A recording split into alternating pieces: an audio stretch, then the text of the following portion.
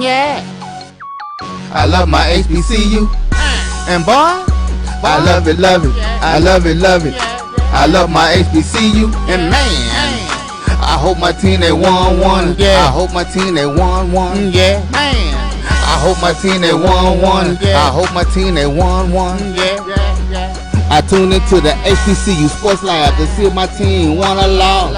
If they lost, I'm quiet as a mouse. But if they won, keep tab. I'ma do the dab, yeah. Dr. Cavil, he know what he be talking about. Mike and Charles, they know what they be talking about. They compress the analytic data with the hip hop. If you know them like I know them, they gon' tell you if your team, if they won or lost, and who the ball. So listen to Professor, yes sir, and pay attention. Cavil with Inside the HBCU Sports Lab with Mike Washington and Charles Bishop. Mike Washington is back on assignment. I hate to tell it on the brother, but Joe Clay of 1876 Sports and Culture had his 50th birthday party. Joe Clay, he's an engineer. He's doing well. One of those measures that you know when you have a big old house, and you got a pool in the backyard, right? Those are components usually that you do it pretty well, right? In this society, you know, at least is what we measure. Let's put it that way. Throw it out there, then, Doc. I said, throw him out there. Go ahead. Yeah. So his family's doing well. So his wife really does it up for him. He's backyard. You feel like you're in the islands the way they didn't put everything together. You know, 3 things he says he loves: Prairie View, Alpha Phi Alpha fraternity, Epsilon Gamma Iota. For those that don't know about Epsilon Gamma Iota, that is the engineering fraternity and sorority, right, at Prairie View. So anyway, Mike shows up at the party. Mike has a good time. I'll leave it at that. No said. He said he ain't got no boys. So I'm like, don't worry about it, Mike. 3 days later. He is traveling, so he is acting on assignment, but man had so much fun he lost some boys. We all need that sometimes, but that's just another example of those epic Prairie View and party. Charles has seen a couple of them, so he can testify that they're not bad. They're not bad. A good time will be had by all, no doubt. Let's get back to the business. Welcome to episode 274 of Inside the HBCU Sports Lab radio show and podcast.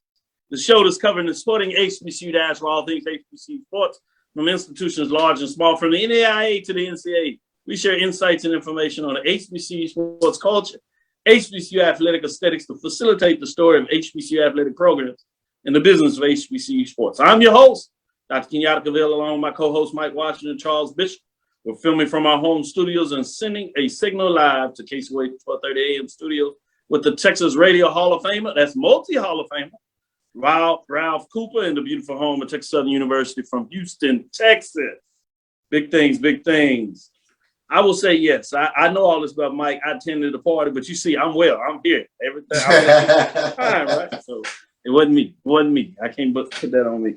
I also want to shout out Kyle Miller. He brought Bryan Fulford. You know, that's Bryan Fulford of one half of the Bryan and AD Sports Rap right here at Black College Sports Network. They gave me a chance to do their show talking about some of the comments in regards to the last favorite article that AD wrote. Told you he was going in a deep dive. He came on the show and kind of touched on it. But they gave me a chance to give some insights on APR. Obviously, we had a great dialogue a lot of times. So if you hadn't seen that, go check that out. I want to thank them for giving me that platform and to share my perspective on some things. Kyle Miller did the same thing over there at Houston Community College, college media summer sports workshop they had for students and a lot of folks in the media sphere, community colleges and universities around the country. They had Mo Carter on, Fox 54, as you know, Matt Trenton, play-by-play, were on giving some updates. And they brought myself on and Bryan to talk about NIL. So that will be up on the YouTube sphere, so you can get in there if you want some different perspectives of NIL and how it continues to reverberate around our society. So I kind of wanted to share that a little bit before we get into some of this news. I believe we'll have a great show for us today. We plan on having an interview, so we're going to tag along and stretch it out a little bit and give some other perspectives of folks that cover HBCU sports and get into some dialogue and maybe a little bit of debate. We'll see if we can make that work. Dialogue, whichever side of the fence you want to get on. But today's episode of Inside the HBCU Sports Lab is sponsored by THD Agency, LLC. THD Agency, a company that provides sporting and educational consulting and data analytics. So with that being said, we told you a little bit about today's episode, but let me go to Charles and see what's on his mind with some of the hot news and what's his take of today. I got one. I want to see which direction you go into first. Well, I think we mentioned it a couple of weeks ago, but I got my copy of Sports Illustrated, Doc, of course, with the guys on the front. Coach Prime. Yeah, we good brothers on the same page. Yes, indeed. Yes, indeed. So I'll definitely wait till I guess and give him a little love, but I don't blame. I couldn't wait to either. I saw that with Deuce. Deuce got his copy, so he all excited about SWAC, Jackson State. I said, hey, don't say, boy. Don't it's early now. Watch that. The baseball. They got a pretty good baseball program, but we'll see. Between y'all and Southern on the baseball side, I get nervous real fast. Turn to Deuce. But he picked up the Jackie Robinson, so he's still into his baseball. He wanted the Jackie Robinson 50th anniversary magazine, so I was cool with that. Got into that. Got my FCS edition of the Lindy Sports with their poll ranking, so we might. I'm looking for that one. That one was hard to find. I have to go out and go take a look for that one. So I definitely tune in on those publications that actually shed light on the FCS program. So I definitely want to keep an eye out for that. But a lot of stuff going on today. I think the big news that hit today, Dr. Cavil, was Alabama A&M. They're in the news today. As Director of Athletics Bryan Hicks announced that he is stepping down to assume the role of Senior Associate Commissioner for Promotions and Strategic Partnerships with the SWAC. So Bryan Hicks will now be former athletic director at Alabama A&M. So Alabama A&M, they are in the business for looking for a new AD to head that athletics program. First, congratulations to Bryan Hicks and his promotion. In a lot of ways, you go from an institution to a setting. Many people would see that as a promotion, but certainly in terms of promotion and strategic partnerships, people have always talked about strategies with the SWAC and their strategic plans. It'll be interesting to see how he maneuver and help Dr. Charles McCullough and the rest of the individuals with the SWAC office. So it's fascinating. But then the second part of the question comes up. But let me give you some quotes from Dr. Daniel Williams, the current president of Alabama A&M. Bryan has been an outstanding leader for Alabama A&M athletics in his decade of service to the institution. He has helped to elevate our profile at all levels while always keeping our primary reason for being here, our students, at the forefront of all that he has done. He will continue to be part of the Bulldog family as he transitions to the SWAC office. I hear wink, wink, I guess. This is a tremendous opportunity to continue to serve both our students, athletes, and our institution alike. I said, man, president just got in there. He already asked for some support in the SWAC office. Hey, man, make sure you get out. I said, okay. Hicks was saying that I'm grateful to Commissioner Dr. Charles McCullough for that opportunity. I'm looking forward to helping him make his vision of the SWAC the best Division I conference in the country a reality. Also quoted as saying, at the same time, I'm forever grateful to Dr. Andrew Eugenia, I should say, Jr. and Dr. Williams, our coach administrative staffs, undoubtedly the best student athletes in all the world, for their support for helping A&M continue to grow and reach unprecedented heights. Pretty good there. So now the question I got to ask you, which direction does Alabama A&M go? Do they poach from the SWAC? I guess that's the term that people like to use now. Or do they go outside of that, stay within the D1 framework and bring somebody in? Do they elevate the individual? You've seen a couple of folks that have done that in terms of that. Or do they go like the Division II route, maybe, and get somebody to move up to Division I that is familiar leading the program? Any thoughts in terms of where they might go right now? That's an interesting question because I think we've seen institutions go a myriad of routes in terms of finding qualified individuals. We just saw that with Mississippi Valley State, who's a young man, Hakeem McClellan, who's an alum of Mississippi Valley State, familiar with the culture. It'll be interesting to see if Alabama A&M goes with someone of the same ilk, or if they look outside of Alabama A&M for someone with a different sort of skill set. We've seen that happen with Howard University, things of that nature. So these AD searches have become quite fascinating to me, and we've talked about it on this program quite often. There are a lot of young guns in administrative positions now who are chomping at the bit for their opportunity. So it will be real interesting to see where Alabama A&M takes this search, and we'll see what Alabama A&M does with regards to the athletics program. I'm very curious. That is a very interesting athletics program. I think we've seen them on the come up, especially with football. Connell Maynard in terms of the hire there, and they won a SWAC championship on the football side of things. Very good women's basketball program. We've seen them make some strides as far as baseball. So it'll be interesting to see where they go from here. Great points at all. As we are getting ready for our guests, I know he's coming in, so we'll get into our breaking down number time and bring it in and get everybody ready for that. But as we're doing that in our opening segment, I told you Lindy's FCS top 25. You know, I delivered my top 25, and credit to Kyle Mosley, just give him a shout out in terms of as he broke down Dr. Cavill's 2022 HBCU preseason football rankings, had his thoughts or processes, but he put it out there and said, hey, Dr. Cavil did what he did. I like that. Along with you, Charles, that's pretty good when folks say, hey, just make sure. So FCS top 25, though, I had number one, South Carolina State. South Carolina State does not get any love from Lindy's in the FCS top 25. Interesting. I thought that was fascinating in terms of the MEAC. So they're not in here, but in terms of the SWAC, SWAC does have two representatives. They're in the top 20, one just outside of the top 10, which is Jackson State.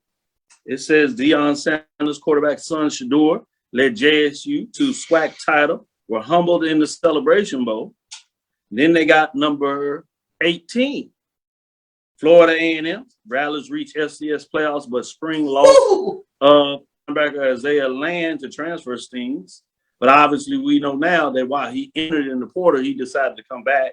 So be interesting if they went maybe slightly higher if they didn't have that. So that's pretty good when you have two teams top 15, top 20, one just outside of the top 10 below that, which creates more momentum in terms of that matchup. So you got, in terms of my poll, a 2 versus 3 first weekend coming out of the box in a conference matchup. FCS top 25, at least according to Lindy's, you have a top 15 matchup with number 12 versus number 18. Fascinating when you look at all these different variables of what that looks like.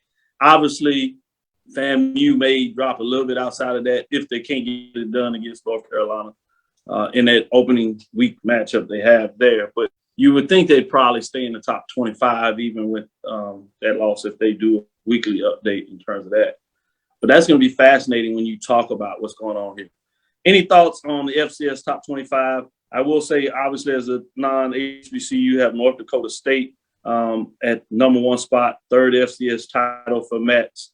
Ince would put him behind only Jim Tressel, mentor Chris Kleiman in terms of being able to set that done. So those are some of your things in there.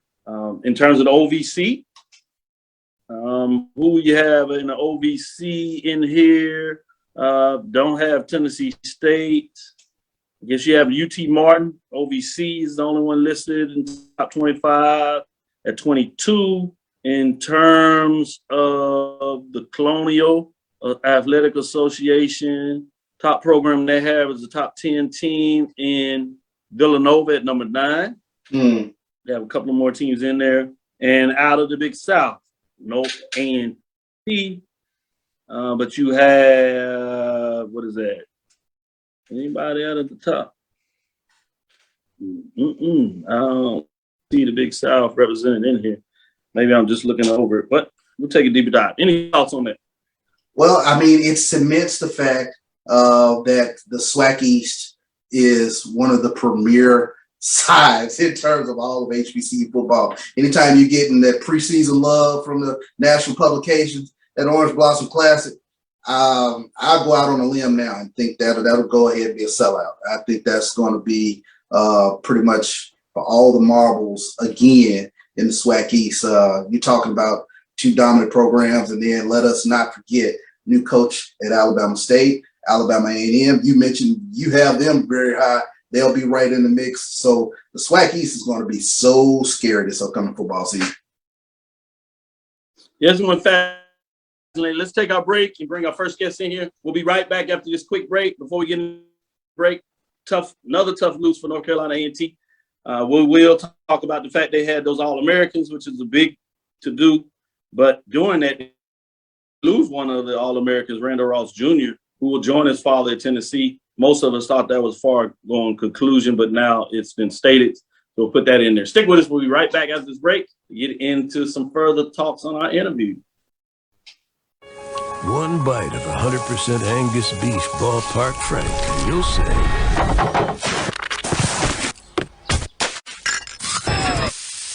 hello, summer. Oh yeah, it's ballpark season. Q Time is a classic Atlanta soul food restaurant located in the historic West End. Q Time Soul Food is a family business started by Fred and Christine Crenshaw. Come on in, relax, and sink your chops into our tantalizing, mouth-watering, distinctive soul food with a twist, the Q Time way. 1120 Ralph David Abernathy Boulevard, or call your order in at 404-758-2881. Do you miss your mama's cooking? Then come on down to Q Time, an Urban Passport member. It's never too early to plant the seed, to share the tradition, and instill a sense of pride in your HBCU with your little ones. HBCU Pride and Joy Children's Boutique helps you share your school spirit with a wide selection of adorable kids' apparel and accessories officially licensed from your favorite HBCU. Visit hbcupridejoy.com and follow us on all social media at HBCU Pride Joy on Facebook and Twitter. Are you ready? It's time. The inaugural Urban NerdCon is coming to Montgomery, Alabama, July 29th through the 31st. Blurs, nerds, and geeks from across the universe will converge on the capital city to see celebrity guests such as The Last Dragon, Tybach, Megan Tandy, and voice actor Dave Fennoy. Hey, how you doing? I'm voice actor Dave Fennoy with a shout out to all my geeks, freaks, and urban nerds. Just want to let you know I'm going to be there and I want to meet you at the Urban NerdCon Gaming and Cosplay event. It's happening July 29th through the 31st in Montgomery, Alabama. Hope you want to meet me as much as I want to meet you. So join us by visiting theurbannerdcon.net for ticket and vendor information. This will be the premier blurred event in the universe. Theurbannerdcon.net. Our heroes, our villains, our stories, everyone's con. See you there. Press the analytic data with your hip hop. If you know them like I know them, they gon' tell you if your team, if they wanna lose, and who the ball. So listen to Professor, yes sir, and pay attention, cause he gon' teach a lesson. This is Dr. Bill inside the HBCU Sports Lab. We have Mr. Kyle Mosley. He is the managing editor and reporter for the HBCU Legends and Saints News Work on Sports Illustrated Fans Nation channel since 2019. Obviously, you've seen him with the HBCU Legends, with Sports Illustrated, mostly talented, many other accolades. Morehouse alum. For y'all that don't realize that, you know, you Morehouse man, you know how they talk. The host? There you go. So, oh yeah, we gotta make sure to let him know we got an Omega man in the house. No. I'm not Omega. Not Omega. My dad was, but not Omega. Oh, okay. Yeah, we will get this started. These folks, you know, they get a little crazy on that, but we're not gonna blame that on you. It's a good thing because you know you got alphas around here, so we don't want no start no stuff anyway. Yeah. That black and old gold. Yeah. Look, one of the best alphas there ever was, right here. Dr. I see him back there. Yeah. Look, man, I'm not mad. You know he's gonna find a way to bring it back to the house. Got to, man. Got to always be about the house, man. I mean, that's where we get everything from. I have to always tell Steve White and Jim Trotter that, you know, they kind of threw Howard out there. Howard. I'm saying, look, man, we give y'all the jobs. Now that's the intellectual banter I want to see. Now that's HBCU. That's a comeback, right? Intellect. That's what I'm talking about. Talk about that a little bit. What about the Morehouse Howard matchup? What are your thoughts on it? Oh man, I think it's going to be more competitive this season. You know, when I was in school, we would get beat down by Howard all the time. So it was more like we went up to DC to have a good time. We knew we weren't going to win the game. It was about having a good time. So now to have that classic, whether in New York, and have a lot of focus on the two institutions, two of the greatest historically Black colleges and universities out there. I love it, man. I think it's going to be good for Morehouse because I think they're starting to put together a pretty good squad. You know, I don't know if they're on the level of Howard at this time, but it should be more competitive than before. That should be fascinating to be open for everybody. Everybody is our channel and our world knows that there is the difference in terms of scholarships between the FCS Division II level. So that's where some of that angst may come from. Before I pass it over to Charles, I did want to open it up for those that may not know. I kind of touched on a couple of things, but tell the people a little bit about yourself and how you got into writing, journalism, and things of that nature. Look, I'm a reluctant writer, number one. And I wanted to be able to tell you guys that I did not want to write at all, man. Wow. Look, I'm born and raised in New Orleans. And in New Orleans, it's all about HBCUs. It's about that connection between them, the city.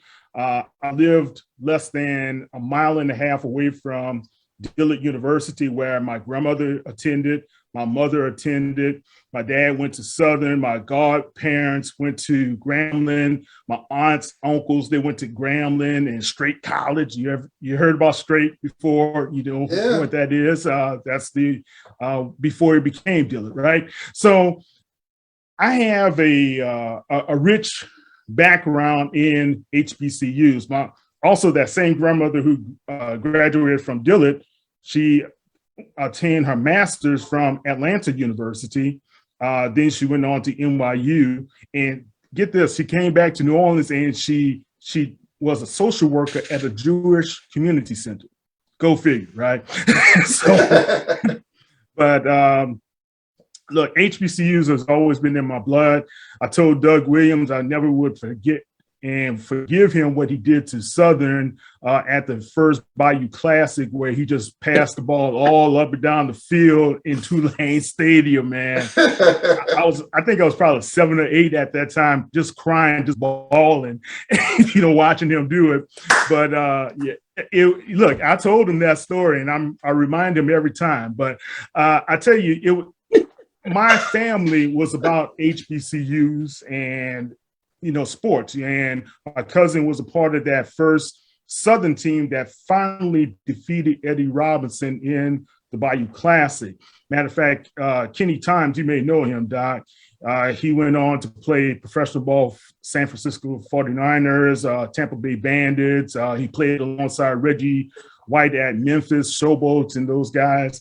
He led the USFL at that time in sacks one year. So we have had a tradition of supporting, being out there, going to the games, going to Grambling, going to Southern, watching the football games, and just being a part of the whole mix.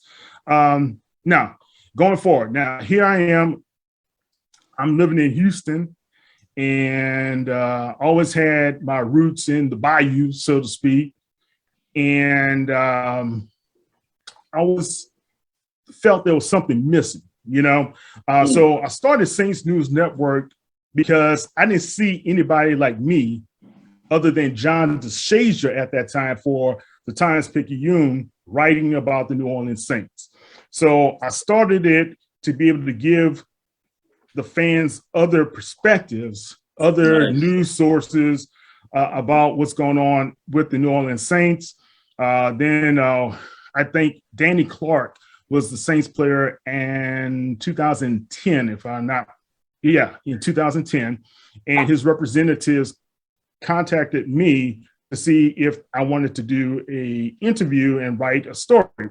I said, well, I heard about this new thing called podcast, right? Think about that. 2010, it was in its infancy. So yep, that's right.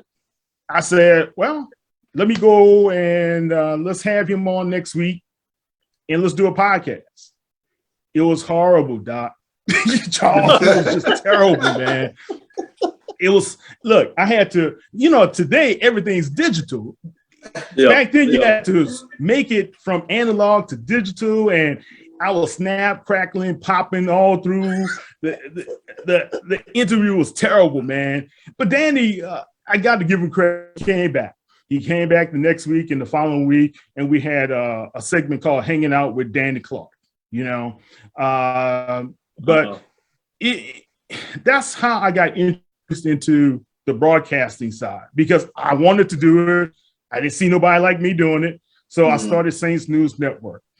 And the next year we had 2 shows, myself, as well as my friend from high school, who was very popular with people. And I started the Professor Speaks. That was his show, catering to the Saints as well, on Friday nights. Then we evolved it to the NFL Huddle. That was a fantasy show. Then we evolved it to the Saints Angels, which was an all-female show at that time. And then we evolved it to in the coaches, from the coach's office with Rick Gailey, who was a well-known coach of East James High School. And he was my mentor, and he really taught a lot about the game. So we had 5 shows concurrently, and that was the first time in Louisiana that I know, probably across the nation, that an African-American was the executive producer and publisher of content on the web, as well as being able to host 5 concurrent podcasts and setting up a network of our kind. And we did it for a number of years, and we kept on going. I think back in 2019, we got a message from a guy from Sports Illustrated. I thought it was a joke at first. I'll be honest, Charles. I was like, man, who's this guy contacting me saying, I wanted to be able to bring you guys on. So I had a conversation with Mark Patterson, which was a New Orleans Saints player at one time. He also played for the Raiders. And Mark was building up what we know now as Fan Nation for Sports Illustrated. And he invited us to join, and I recruited a team of guys, and we were one of the most diverse teams out there still. You have African-American, Hispanic, Asian. We have a first female Black writer, and she also writes for the Pelicans too. That's Dr. Carla Antoine.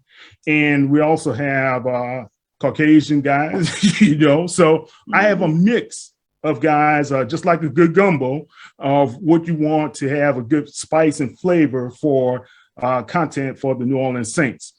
But also I approached Sports Illustrated because I knew HBCUs needed some representation. And at first, it was some pushback. Then they took my idea and talked to Tolly Carr. Those guys at game day. They tried to bring them on to the fold, and I think Tolly was considering it, but they decided to do something different. And the rest is history. They said, hey, Kyle, let's roll with it. A week before the games were supposed to start, let's build it. That's how I did it. And the rest is history. And a year later, here we are. Wow. Man, fascinating story there. Let me let Charles jump in here with the follow-up. Quick one if we can, then we'll take a break. We'll come back on the other side and build into some of your actual articles so we can get into some dialogue and maybe some good debate and see how well you did with those teams. Go ahead, Charles. And before we start, let me say it's a pleasure to have you on, Kyle. You know, the Godfather, Ralph Cooper, our mentor, he texted me. He said, when you were in Jackson, hey, be sure you holler at this guy. And I wanted to make sure that I brought that to the forefront. But I think you went into the story in terms of Fan Nation and HBCUs, how that kind of came about, because I was always curious. Sports Illustrated they kind of shifted and kind of took a turn towards looking at HBCUs. And I was just curious, how did that, kind of come about? And you kind of talked a little bit about it.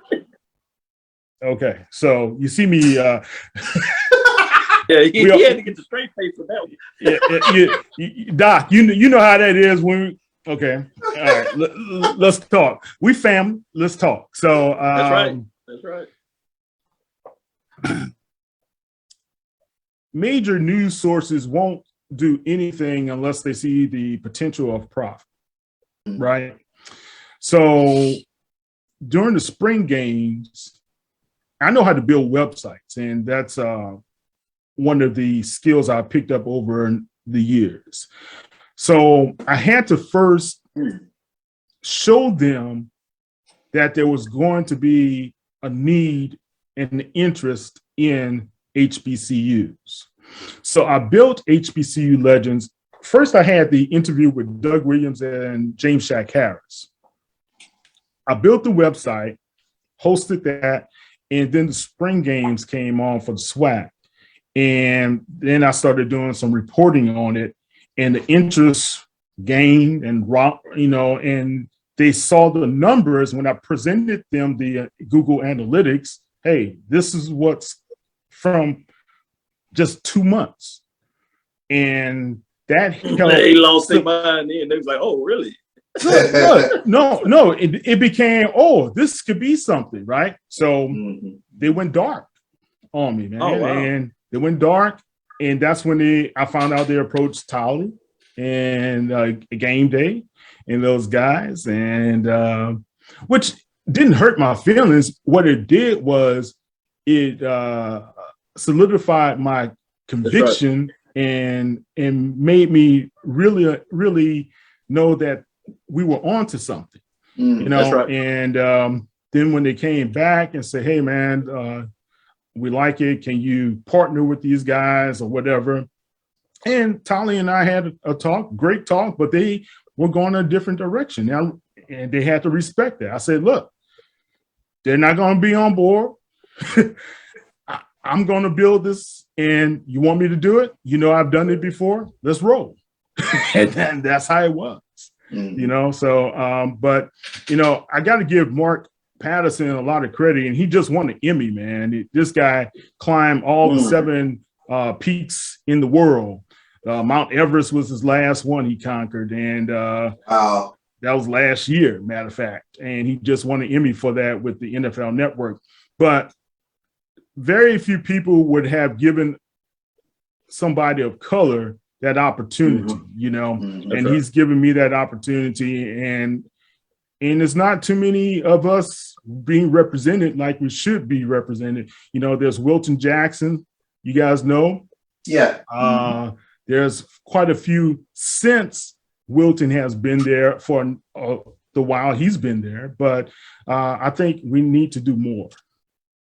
Yeah, I'm really big on that, and I'm glad that you stayed the course. Shout out to Tyler Carr in regards to moving in the direction he did for whatever reason, because it made sure that you had the space necessary to do what you're doing.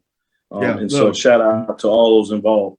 With that, let's take our first break and get back into it. We'll get back into dialogue, and we'll make this a little more involved as we get into some of your articles that a lot of people have been excited about, and we'll get some dialogue to see where this came from and what Charles thinks about this. Maybe I'll get my thoughts. She was doing right back after this break. That spin class was brutal. Well, you can try using the Buick's massaging seat. Oh, yeah, that's nice. Can I use Apple CarPlay to put some music on? Sure, it's wireless. Pick something we all like. Okay, hold on. What's your Buick's Wi-Fi password? Buick Envision 2021. Oh, you should pick something stronger. That's really predictable. That's a really tight spot. Don't worry, I used to hate parallel parking. Me too. Hey. Really outdid yourself. Yes, we did. The all-new Buick Envision, an SUV built around you, all of you.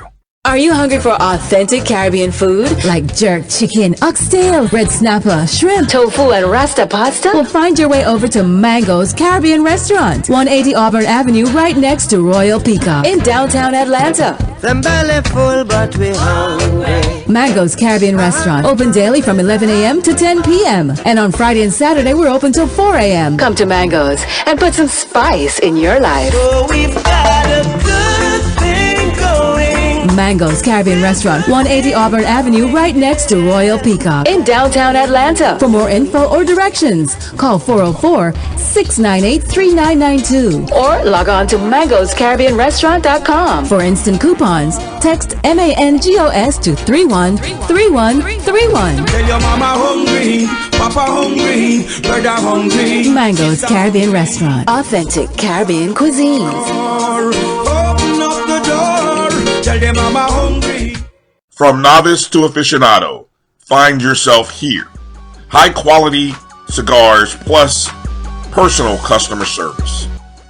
Slow Burn is Waco's only mobile cigar lounge, featuring a meticulous, curated collection of premium cigars. Visit our website, www.slowburnwaco.com.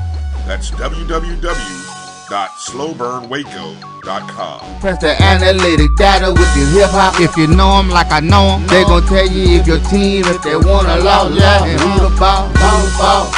So listen to Professor, yes sir, and pay attention, cause he gon' teach a. This is Dr. Cavil of Inside the HBCU Sports Lab with none other than Kyle T. Mosley, Sports Illustrated, as HBCU legends. As he's built it and told you the story there. One of the articles that has caught a lot of people's emotion, which is what a really good article does in various different ways. And anytime you can create a ranking system, I think it's really exciting because people, one, will not necessarily agree with your rankings. And then it gets interesting when you really break down how you did it. Well, he has the top 10 of these top 10 most powerful HBCU football coaches. And it's always interesting, how do you define powerful? Well, he did a great job in terms of at least explaining to you why and how he did it. So ranking of 1 of 4, straightforward breakdown there. Then a little more until what he said, 5 and 6 FCS top 10s. But let me just give them to you real quick. At number 10 is Dawson Owens of Norfolk State. Number 9, Gabe Gardine of Albany State over there in the SIAC. Everybody knows Norfolk State, hopefully in the MEAC. Quentin Morgan. I like the idea. Quentin Morgan, a lot of folks that are fascinated in maybe one of the 4 other HBCUs that participate in football, obviously the 5th one with Gulf Coast Athletic Conference, but Langston is NIT, so they don't necessarily get the coverage that you might think about, but you got Quentin Morgan, number 7, Fred McNair, number 6, Damon Wilson, formerly of Bowie State, now Morgan State, recently taken over that job. Number 5, Hugh Jackson, Graham State, Tennessee State offensive coordinator. Number 4, Eric Dooley, Southern University Prairie View in 2021.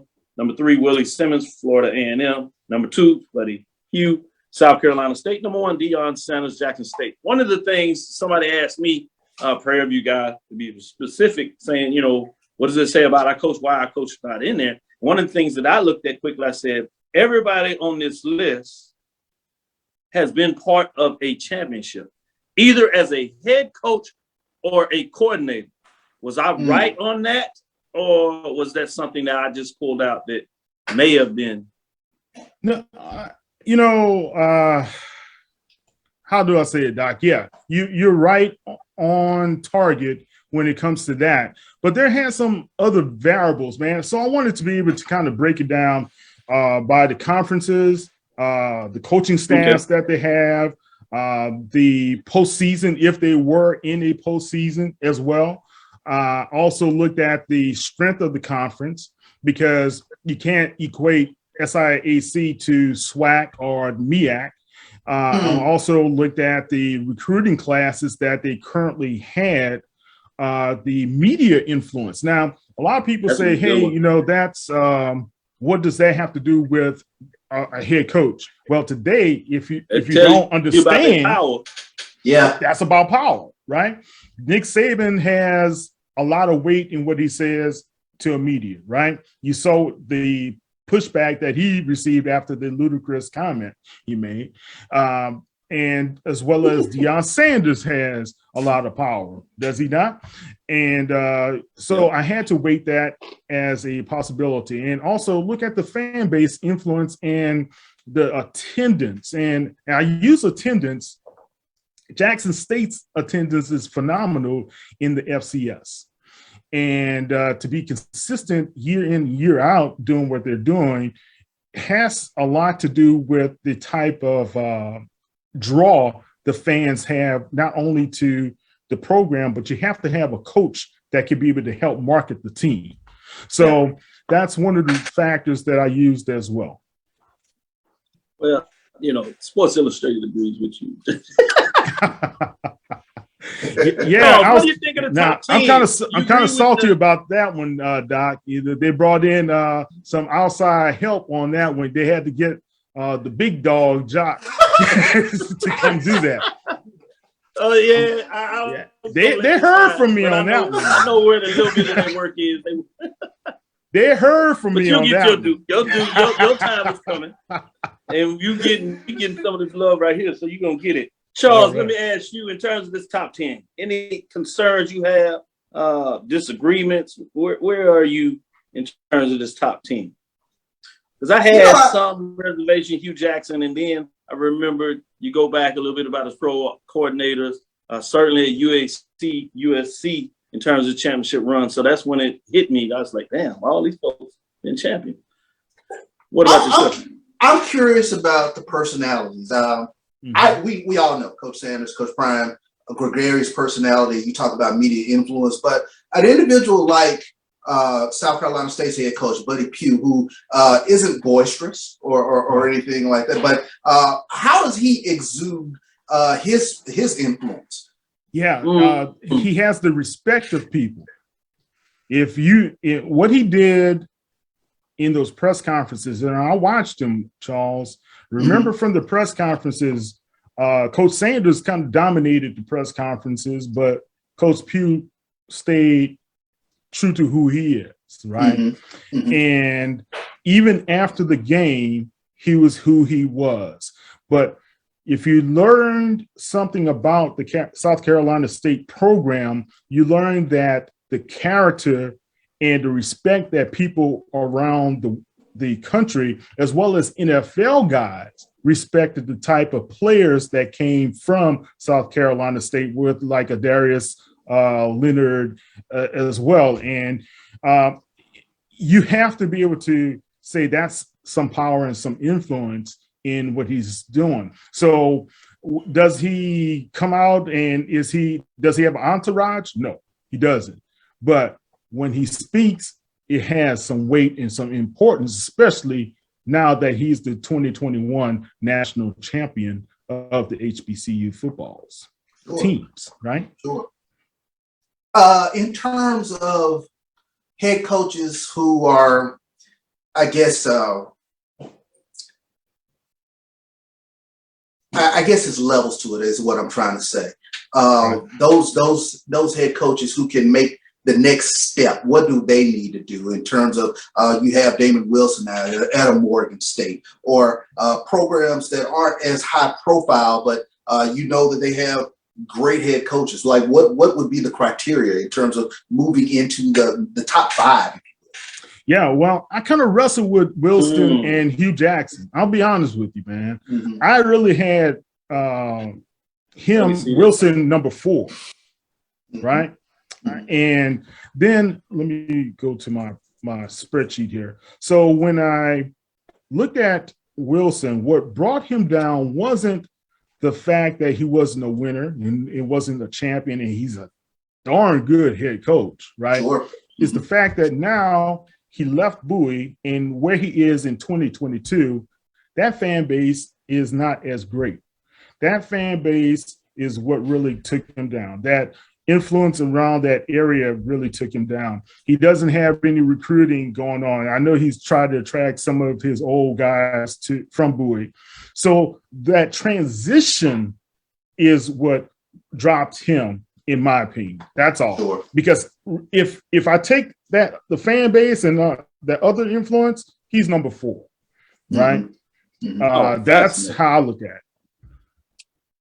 Fascinating. Yeah, I know fascinating. Your data speaks one thing. I would have dropped Gabe Gardini. I know he's gonna kill me off the state. Dawson Odoms. I would have had Carnell Maynor, and I imagine their as you talking about attendance probably hurt him a little bit. And I would have had Reginald Ruffin in terms of 9. Those are the only ones. Everybody else, I'm in line with that. So number 11 was Trey Oliver, 12 Carnell Maynor, Eddie George, 13 Eddie Robinson Jr., and Reginald Ruffin. Now Sam Washington could have been up there as well. I was curious about Sam Washington. Yeah. Mm-hmm. Yeah, and I got a lot of flack from Aggies. Thank you for that as a result. But I think Sam Washington, in due respect, could have been a lot higher. And I think I'm going to revise that a little bit later. But I do respect the program, but the program last year wasn't where it should have been, or could have been, I should say that. So when I talk about 2022, are people talking about what's happening with North Carolina A&T? Do you hear that? Do you hear the rumblings? Do you see that? What's happening? Tell me if there's something I'm missing. I'm willing to hear. So the $1 million question for North Carolina A&T is, do they fall on deaf ears just because they're not in front of the eyeballs of the HBCU fan base? You know, I saw a funny meme today, right? And they talked about the SWAC and MEAC, and now looking at North Carolina A&T and like, hey, man. Yeah. You know, you left. But all due respect, and Doc, you know this as well as I do, and Charles, you know it as well.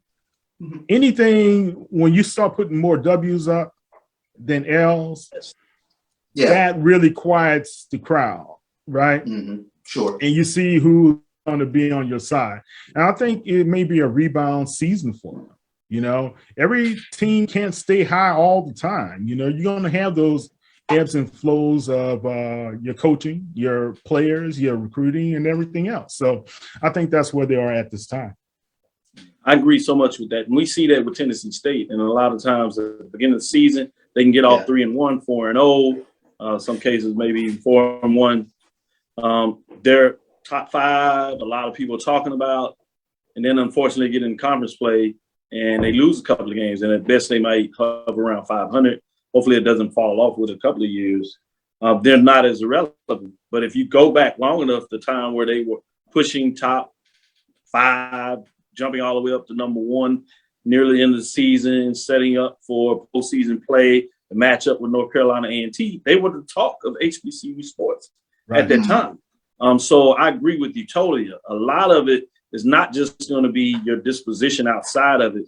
You may not necessarily have the gravitas of HBCU matchups, even when one team or both teams are not winning, where you can still get into the history of the matchup and kind of make it something. That will be a little more challenging. But outside of that, if you're able to put up the W's, then those matchups from week to week become important. And the more that you're able to do that, the more important it becomes, because now you start chasing a championship within the conference first for the most part, and you put yourself into a conversation for a national championship, whether that is the Black College Mythical Championship or a bid into the playoffs where you may be chasing that playoff. So there are ways to get in that conversation, but it's going to mean that you're going to have to get the W's. And I think that's the big question, because you see that with Hampton. Hampton is in a position where they've been outside of the conference longer than A&T a couple of years, less than Tennessee State. but we see them not getting the same type of accolades, and that's because they haven't been winning and have won even less than A&T. So you see how quick they fall off the map when they're unable to do that, even with big time matchups of Howard and Hampton, you'll talk about a little bit. But after that, if you're not winning at a level, it's going to fall off. So great points there in terms of that. Can I ask a question, Doc? Sure. To you and Charles? When it comes to these days, especially in 2022, we have a great focus on marketing the program, right? And a lot of people were asking me, why would you consider, let's say, Willie Simmons or Eric Dooley or Hugh Jackson at this level right now? Because, well, Hugh Jackson has NFL experience. And I know he wasn't a great winner in the NFL, but he knows how to put a winner on the field. It's much more intricate and more complex to be an NFL coach than a college coach. So I had to give him some kudos on that point right there. But my question to you guys is, how do you believe these programs that are struggling right now, let's say, all right, and TSU, let's say TSU, do you believe that a better marketing effort can be done, and how do you turn that around? Ooh, that's a $1 million question. Can a better marketing effort be done? Of course, always a better marketing effort can be done, but it ties into what we're talking about.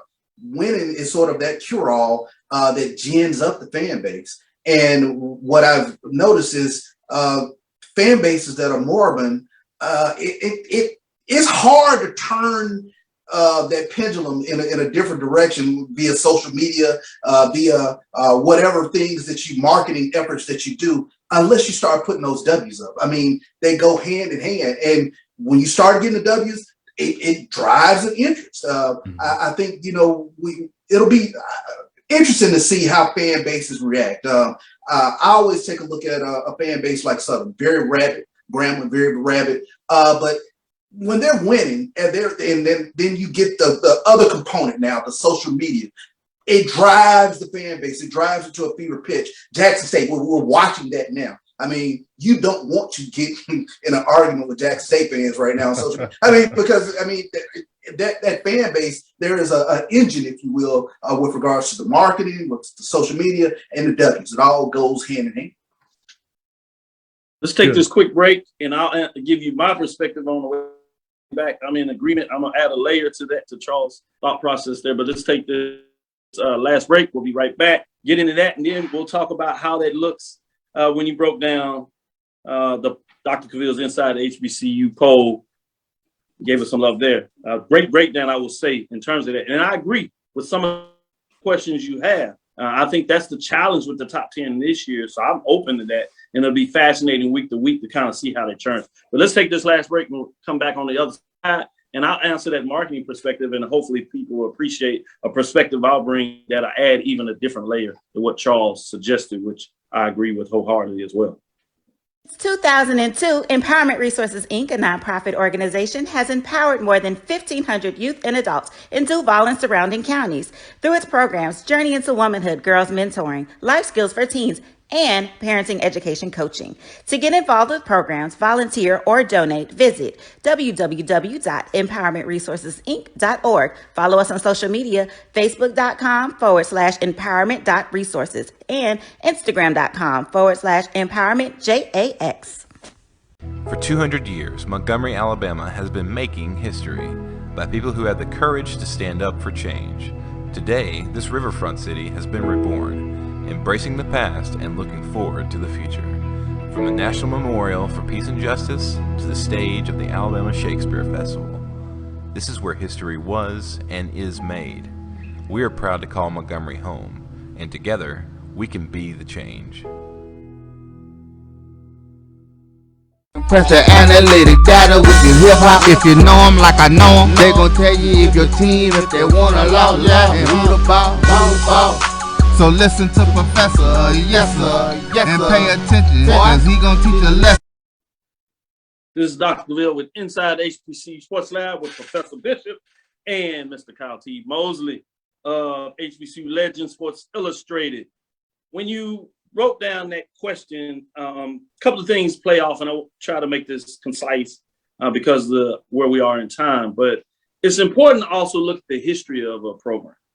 And so there's different conditions when we talk about the Black Bloods. I'll talk about it since it's HBCU using a different framework, but you know where I'm going with those deep-rooted programs that have had success over a long period of time, more than some other programs. Even though they have their down period, what you find out, their fan base may be suppressed, but not as much as programs that have been stagnant or on the losing end of things for a longer period of time. So it takes more to churn those fan bases and the things that we talk about in terms of the escalator. So in terms of Jackson State, Southern, Grambling to some degree, I still think they're not really on the same level in a lot of ways with Southern, Jackson State, and FAMU.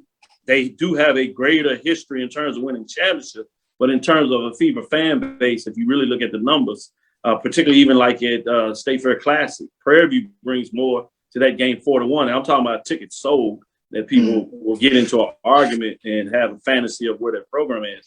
But when you talk about that, it's a more of a challenge in regards to getting those fans up on that escalator into that fever pitch that Charles talked about. And so there is a component of winning, but there's also a component of history associated with when you won and how regular you won over a period of time, which I think brings an additional level to what says there. So huge component when you talk about what does that look like for program history and attendance over a period of time. So I'll leave it there before we get too far in it. But I did want to get into the top 10 ranking. And you brought up some of the concerns there. When you start looking at a poll ranking and teams, I want to ask you this from this perspective, not so much on the poll ranking, but just to get your insight. When you start looking at where teams is, similar to what you did for coaching, what are things that you like to look at from a writer as you prepare to do your segments in terms of bringing up things that people will have interest in reading? Oh, that's a good question, man. I try to say, am I being honest about everything I'm putting out here right now? Am I being biased? First and foremost, I want to be honest with the people and give them a true perspective, how I see it.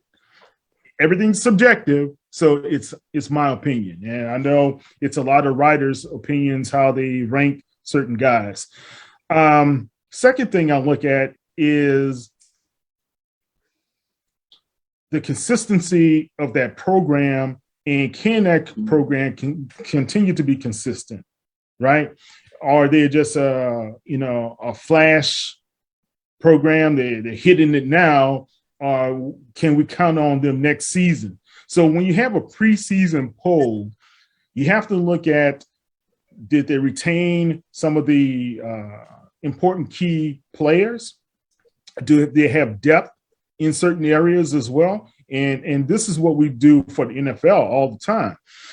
You got to look at depth. So let's say, and not trying to knock, let's say JSU, right? So if Aubrey Miller gets injured, Charles, what's going to happen? Who's behind him? What's the depth like, So we know we lost James Houston. Who's going to be that playmaker other than Travis Hunter on the defensive side? So those are the things you need to start looking at when you look at these programs. So Grambling, I don't know much about those guys. I don't know much about Texas Southern. I don't know much about what's happening with the new regime at PV. We can only go about what we know, that Coach Dooley's walking into some talent at Southern right now. We do know that. And we know he's been hijacking people left and right and recruiting left and right. So, I got to give him some props. And we know the consistency that you're going to have over at South Carolina State, even though Jacoby Durant is no longer there. So those are some of the things I was considering. And make no bones about this one thing. Alabama A&M, if they rebound and still put a winning program out there, that's a testament to Cornell men. And losing the top player in Black football with Aquil Glass, that's going to be a significant hit. That's like losing your franchise player, right? So those are just some of the things I look at in considering who's going to be a preseason top this or preseason low this. So those are just some of the issues I kind of bring to mind when I'm ranking. And I haven't come out with my rankings, so mine might be just jacked up as well. So, but we never know. Yeah. I can't wait to come out. It'll be fascinating. We'll have a chance to get it. And even with your coaches, we'll come back and determine, maybe do an update on that hottest coaches to see where people are, they bulls up, bears down in regards to what they're doing at the time. Maybe interesting to have the conversation. I did want to get in this. Alabama State is at number 9 with the new head coach and defensive program disarray after most assistant ditched the program and accepted offers from Oregon State.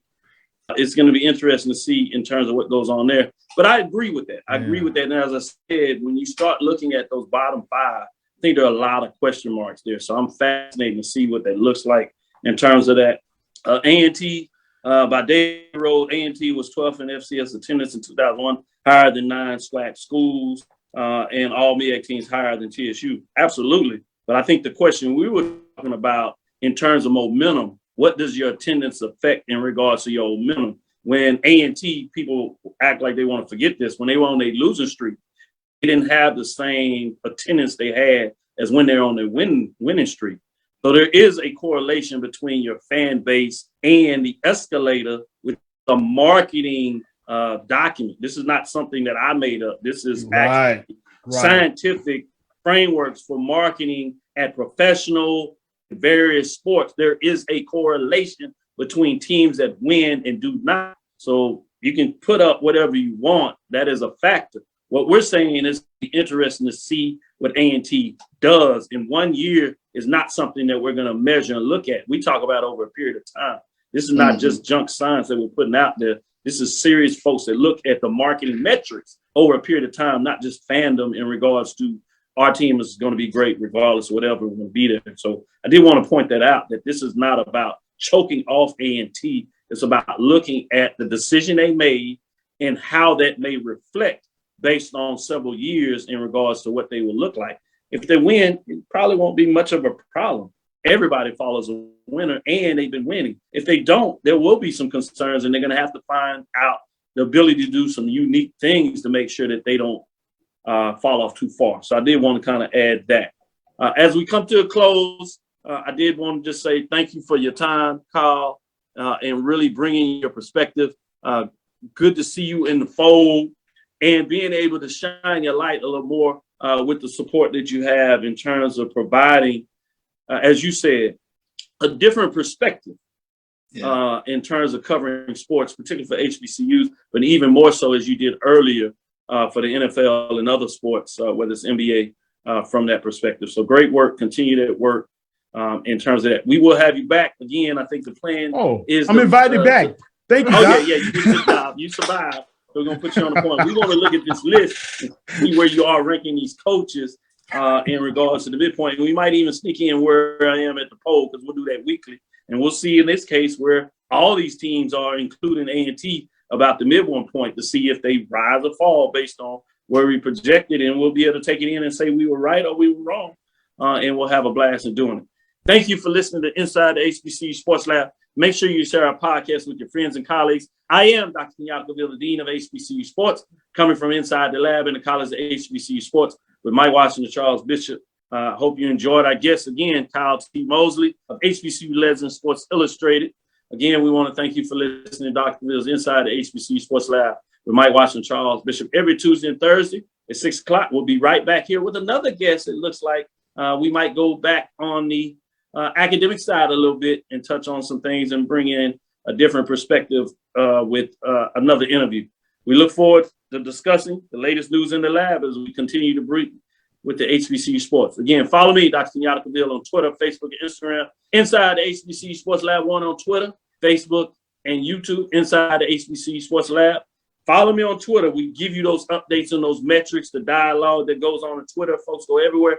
I just try to provide updates with metrics and different things to see, different ways you can see it, not necessarily just to argue back and forth. Dream big, continue to move forward. We will talk with you soon, Charles. Of course. Mosley, at this point, you say lecture? Lecture? Dismiss. All right.